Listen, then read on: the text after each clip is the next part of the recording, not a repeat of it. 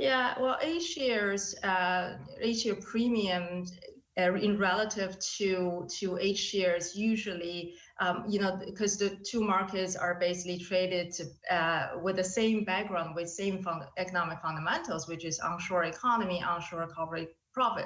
So the premium never really widens too much. So whenever there's a temporary widening of premium, usually that premium is closed very quickly because onshore investors would flock into offshore market and close that arbitrage window. So I think that window has closed, and it's unlikely that we're going to see a widening of that going forward, at least in the near term.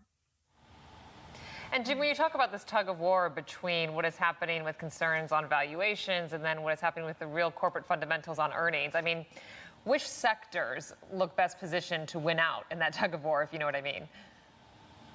Yeah, so I think domestic economy, at least the economic momentum has peaked or is peaking. So I would favor any sectors that benefit from global growth, global external demand rather than domestic demand. So sectors like exports or manufacturing supply chain, along manufacturing supply chains, and are more exposed to global supply chains, global demand. I think those sectors will perform better than sectors that completely face domestic demand.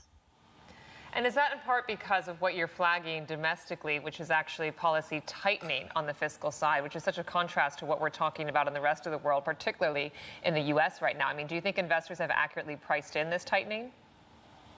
I think investors are still pricing in this tightening. And as we have seen this week, I think investors are still pricing in this fact.